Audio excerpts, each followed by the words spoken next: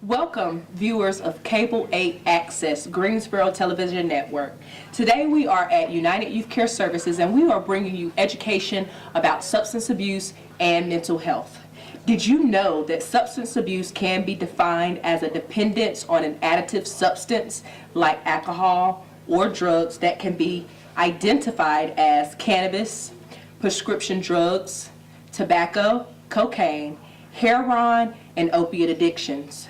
About 20 million people suffer from drug and alcohol abuse. According to the U.S. Department of Health and Human Services, illicit drug use costs the U.S. about $181 billion a year. Meanwhile, excessive alcohol use costs the U.S. about $235 billion a year. Hi, my name is Sandra Grace, and I am the Clinical Director with United Youth Care Services. I am here with two of my colleagues, Ms. Chanel Lucas-Moore and Mr. Walter Akins, and we're here to speak with you briefly regarding the opioid epidemic in North Carolina and worldwide. I am a licensed mental health and addiction specialist here in Greensboro. Walter Akins, I work at United Youth Care Services. I am a licensed clinical addiction specialist, and I work in a very interesting field. Earlier, one of the things that we've noticed, the reason why, I wouldn't say the reason why substance use is such higher among children, but I think that it's increasing more because the prevention is no longer there. You know, when I grew up, we had DARE, and you would not dare do drugs. Like that egg in the frying pan, I remember that this is your brain on drugs. Right. And it's like, you know, back then you had those after school programs, you had so much more prevention, and now it's like what happened to that our youth are just lost, they're just out there. Exactly. I can recall just as recent as 10 years ago where mental health services also included community support services, which were utilized as a service to provide mental health. Well, it was utilized as a service to assist consumers, whether they were adults or children, with behavioral problems or mental health issues. And encompassed with that, you were able to do a variety of things. You were able to do psychoeducational teaching, you were able to do counseling, and you did case management, you did linking, referral. You went into the school. Yeah, you went out into the school systems, you worked with the parents and the child and the teachers in the school system, and I think that might have minimized a lot of issues that we are now facing. If you look at the crime rate in 2008, or I would say even the crime rate as well as the addiction rate from 2008 to 2018, I'm sure there would be a huge discrepancy. We don't have those wraparound services. I think everything that we're going through leads to another. If you look at addiction, how that addiction among our teenagers are actually leading to the crime rate, that's leading up to the death rate, that's leading up to the overdoses, and so on and so forth. I think all of it has a correlation. So the question is, how do we prevent it? It's a good question. Getting ahead of the game, and these kids are so knowledgeable now. They've got the internet, they've got schools, friends, their peers, and so they have easy access to the drugs. But I think if you'll find that if a youth was taking judo or martial arts or chess club, you are athletes, you would find less of them moving toward the drug use because they are taught to this body is beautiful, the mind is sharp. Chess, I taught a character education course at GTCC involving chess for the GED students. After one semester, they wanted it mandatory. The powers that be wanted everyone needs to come through this course, and but it was awesome to see them, the light come on, their thinking, their charging. That's prevention, and I don't see a lot of that. Kids are getting on the bus. Where are kids bullied at?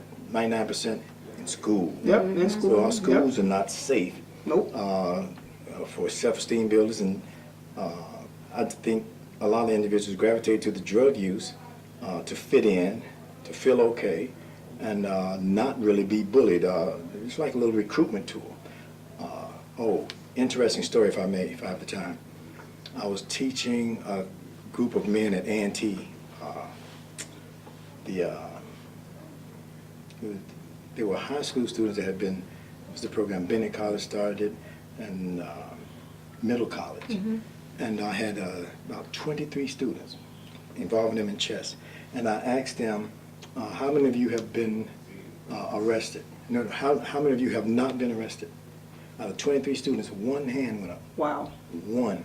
And they looked at him like he became the joke. You don't have any papers? You ain't know what you been doing? That's almost like a gang And initiation. I let them laugh, and you could see his self-esteem shrink. But when they finished laughing, I said, y'all need to take a good look at him. You need to get his name and number. Because in 10 to 15 years, he may be the only one in this room that I can vote for. And I saw his little self-esteem rise. Say, you may need a good lawyer. He may be that lawyer. So you may need to stay close to him. But they think that rite of passage has become going to jail, going to juvenile. A rite of passage for young. But where does that start, though? Well, in the home, fathers have been rendered almost irrelevant, and a lot of my clients, I'm not trying to indict anybody, but in my clients, fathers have been rendered almost irrelevant. In chess, the king is never to be removed from the board. If you are locked up, you have been removed from the board. Absolutely. You know, so queens are left out here to struggle and deal with children and come visit you and put money on your books every week. It's ridiculous. But I fought a lot of men, and the ladies don't run a man off. But a lot of men, we're taught to be responsible, and we're having babies by 3 or 4 different people, and it's the family is the root of all this here. No man, I don't care. I see men boys show up in court. If I see a man show up in court with a father standing beside him, That's commendable, absolutely. Right.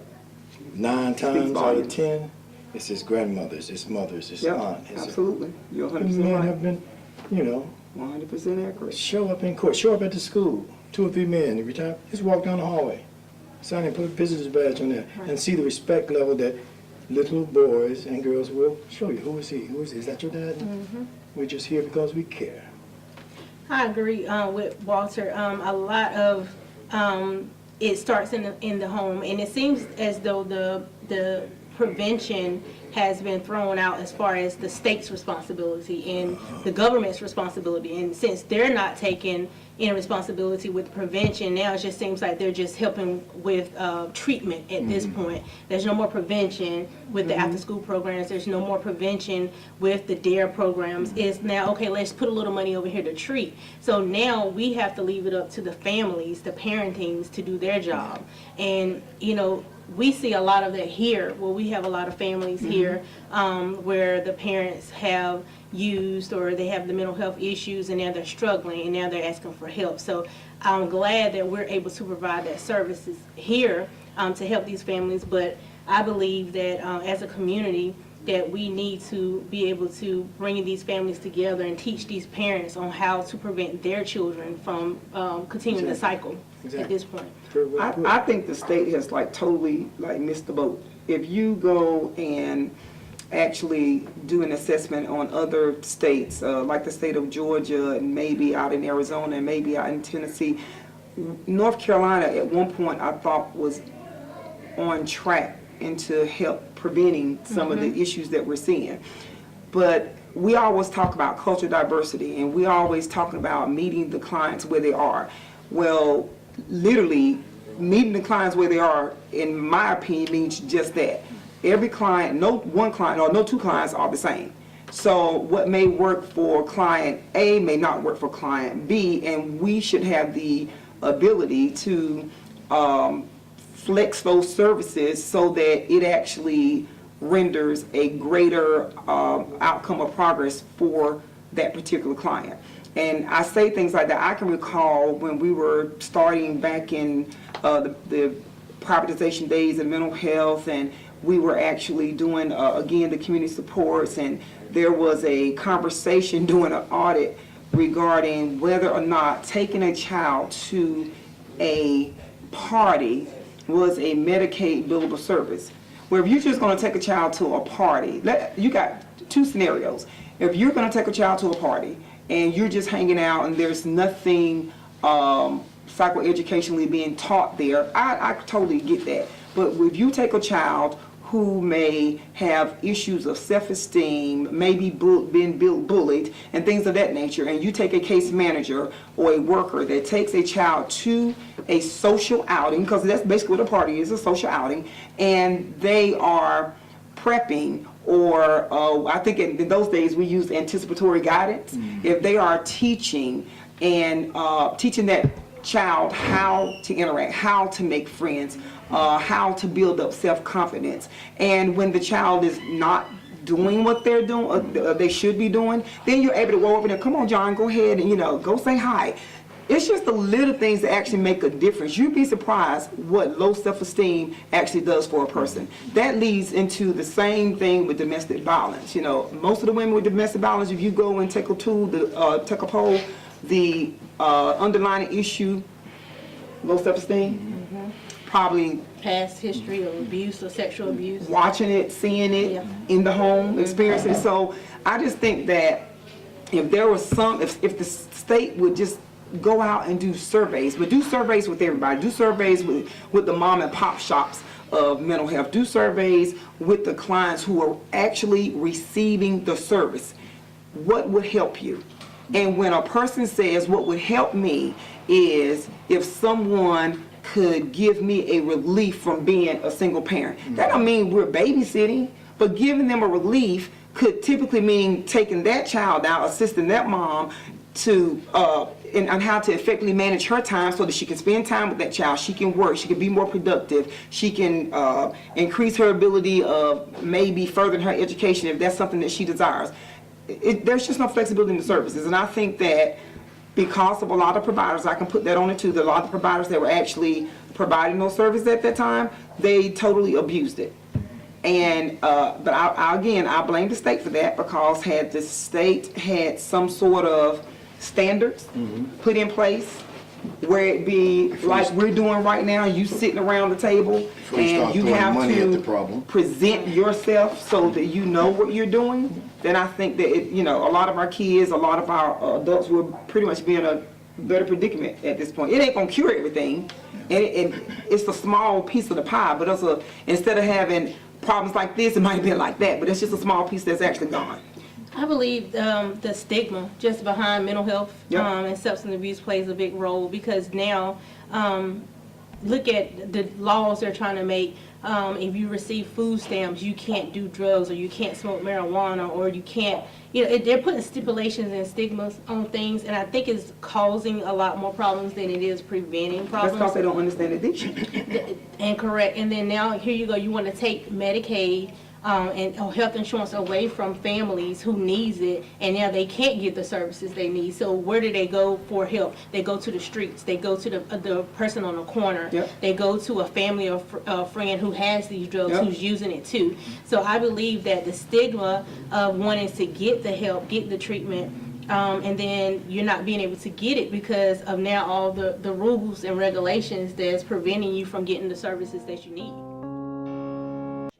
Given the chronic opioid addiction in the state of North Carolina and worldwide, what are some of the trends that you guys are actually seeing?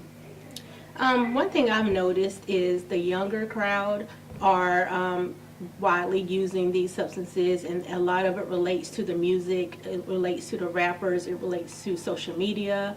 It's cool now to do perks and mollies and to be high and go to school intoxicated, because that's the trend, that's what's going on. So I'm definitely seeing usage a lot in the younger adults. I'm also seeing the opiate use that has spiraled out of control due to the high prescriptions that has been given out here, not just here in Greensboro, but worldwide.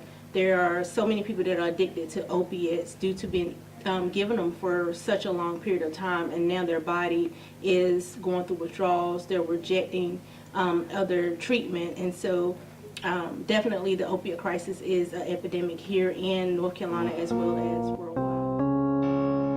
Out of these kids, because we are force feeding them into stuff that we think that they should know. Right. They've said about a 5th grade level of math, you have enough math to become a millionaire. Just a 5th grade level of math. I mean, numbers are numbers. But we have these curriculums in school that you have to jump this rope, and in order to qualify for this and get, you know, so and it's stressful, depressing, and that can create. Well, I need a drink. You know, that you create stressful situations for students, and they go off to college unsupervised now. And my goodness, now their peers become their educators, believe it or not. That is true. Well, not to mention that if you end of second or third grade and you don't catch on quite as quickly as Lucy did, and then, you need an IEP. This child is slow, they're behind. And if you're hyperactive, He's ADHD. We need medication. Right. So it's starting at a young age, and that's because the lack of knowledge, the lack of understanding of what mental health is, and what's, you know, and just the cultural diversity behind it. Number one, because everybody does not learn the same way.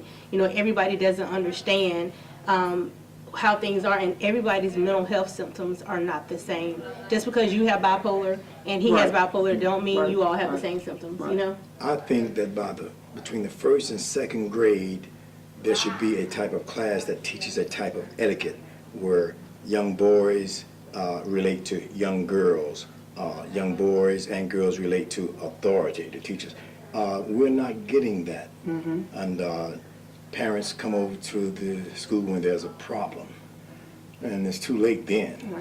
You know, so there should be something to teach. When I was in the first grade, they taught us, oh God, we had a square dance, and I didn't want to hold no girl's hand, but we had to, and it was respectful. Parents came out, man, enjoyed it, and it was fantastic. You know, I remember to this day the first grade, but we were taught and prepared how to do this, and on that night we performed. Right. And we talk a lot about prevention in the home among parents. You made a good point, and you made a good point regarding the issues that are highlighted in the school system. So what do you guys think about, because I think this is a brilliant idea, what do you guys think about, not necessarily the mental health system in the school, but every teacher, as part of their curriculum for their degree, should be made to take a course, some course in mental health or behavior psychology? That is a lot Excellent. of the problems that we're actually having. Maybe a lack of understanding. We have some teachers who get it, we have some teachers who don't, and we have some teachers who won't because they don't want to get it. It's not my job. Exactly. But if you incorporate that in there, Yes. then you understand how Tommy works, then you're a little bit more patient with him, and that may decrease some of the acting out behaviors and some of the ostracizing and some of the I'm gonna get back, nobody loves me, and some of the I'm gonna get suspended, I'm gonna fight because I'm mad, or I'm gonna bully other people. That may eliminate a lot of that. Well, taking from what you just said, as therapists, we all have to have continual education every year to maintain our license. Constantly. So I think that will work for teachers. You know, teachers should have to have a amount of hours to take continuing education classes, and maybe cultural diversity needs to be one, and understanding like mental health symptoms need to be one, even if it's not Recognition. everything of mental health, maybe you know, like you said, recognition of ADHD symptoms, or recognizing depression, because that's number one. A lot of these kids are not ADHD, or they're not acting out because they can't control their behaviors because they're depressed. A lot of them aren't being fed. The parents are not at home all the time. Daddy may be in jail. Mama may be getting abused. And if they don't understand the signs, then they're basically taking something out on a child that the child doesn't deserve. And not just teachers. Let's take it a little bit further. Police officers need continuing Training. education. They need, in order to keep your job, you should have at least 10 hours a year of some type of training on cultural diversity or Social mental coping health skills. Exactly. Ask the question, are you on medication? And some of them will tell Right. you, yeah, I ain't took my medicine in 6 months. Well, that gives you an ounce of knowledge that Right. now you know, that's why you're acting like that. Right. Well, Right. what type of medications? Oh man, I've seen some things. We could talk forever about some of the things I've seen and been thrown into in this job. Individuals, ex-military. You need to know that. Is an individual have any background in wrestling? I screen my men. You know, you like your box? You used to box? Yeah, I used to box. Okay, that's good for me to know. And I know I wrestle. That's good for me to know. And there are things that made us happy at one time. can we go back to that? Well, I'm too old to wrestle now, but can you teach someone how to wrestle? Right. You know, That's can you coach? You know, if you can have knowledge inside your head, pass it on, and you'll be surprised at how rewarding that is, and how preventive it is for an individual. If I got to go over with some young boys, I can't go over there smelling like beer. Right. You know, so we got to get creative in our treatment process. And not only get creative, I think the treatment process should be extended. Right. Anyone that has any experience working with persons who are addicted to drugs and alcohol knows that, I mean, we always say, are you motivated? I stumbled 2 What's years. motivation? By the time you are engaging in a treatment program and honestly get your feet wet, you're just now beginning to get it. That could be 3 months, Yeah. but that's 3 months of services that you may not quite be getting. You may not be able to like let your guard down and start to trust, Yeah. you know, others so that you can express some of those underlying feelings. I think there's a misconception that consumers walk through the door and they have this chronic substance addiction, they have mental health symptoms that are all over the place, lack of family support, lack of finances, lack of stable environment, and they come through the door and we're supposed to fix it. It can be fixed, but it's not going to be fixed in a short period of time. That is a long-term problem that the state of North Carolina, we're putting a Band-Aid on it, and this is why you have such a high recidivism rate amongst the addiction population. You can get the body off drugs in 3 to 7 days. Getting the mind off drugs may take 2 years. Exactly. The mind, and so it's an ongoing process, lifelong. I've been clean, 30 years as of the 21st of Congratulations. March. Congratulations. My goodness, 30 years, and I look at it, and it feels like one day. It feels like yesterday, because I remember, just like it was yesterday, Right. when I fell, the last time I fell, and I drew a line in the sand and said, God, that won't happen again. And it happened. It hasn't. But I have a process. When you take away a habit, you need to replace it. That I have noticed as far as trends is that the substance abuse goes right along with mental health. It's very rare that I see someone with a substance use disorder that doesn't have a co-occurring mental health disorder also. And usually is people are starting to self-medicate with some type of substance due to a mental health diagnosis, whether it's alcohol, it's marijuana, crack cocaine, just regular cocaine, meth, ecstasy, and now opiates have become the #1 choice for dealing with pain, as well as mental health pain, mental health thoughts, crisis. So that's a big trend that we are noticing here in North Carolina is the co-occurring substance abuse and mental health diagnoses here. Absolutely, Chanel. I also would like to say, to add to that, is that she's absolutely right. Like here at United Youth Care Services, we provide 2 levels of substance abuse treatment.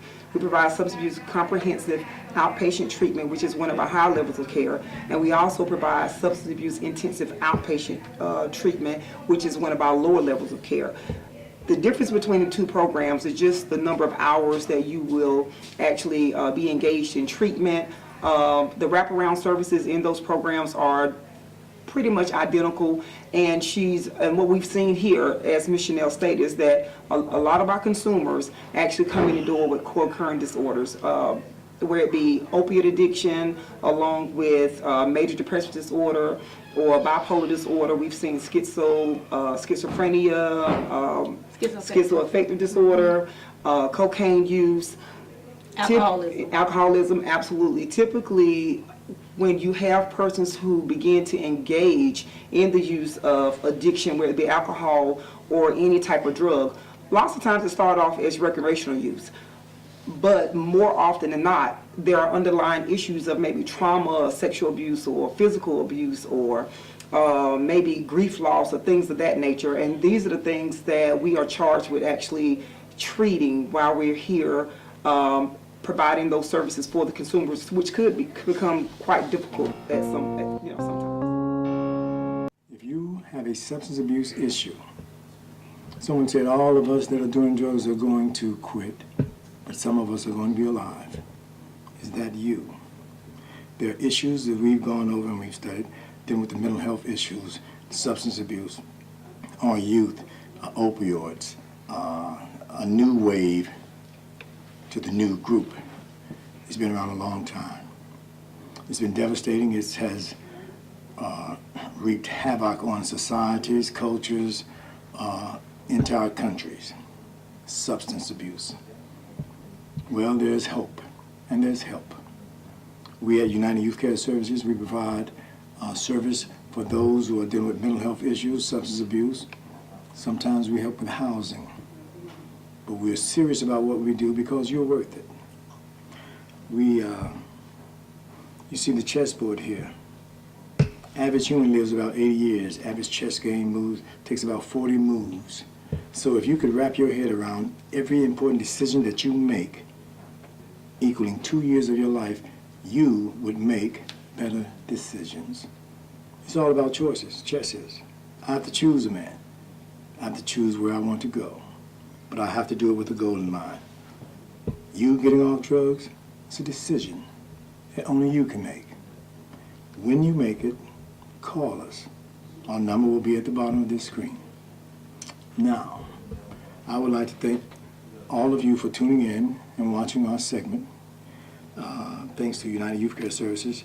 This is substance abuse and mental health session. And we have a session that will be coming up next. Crisis, texting. Are you being bullied? Is it happening to you? There's help.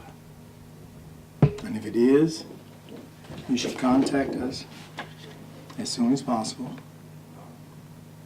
because you're worth it. I think it's your move. The individuals which make up a community began to create a structure of success for themselves and the next generation to live happily and pursue their life's purpose without being affected by additives or becoming labeled as an addictive person on whatever substance that the world is exposing them to at this time. To get in contact for treatment and services here at United Youth Care Services in Greensboro, you can call 336-370-9232. In High Point, call 336-781-3934. United Youth Care Services is a nonprofit substance abuse treatment center in Greensboro and High Point, North Carolina, designed to serve your mental health needs and developmental disabilities because the community and you are worth it.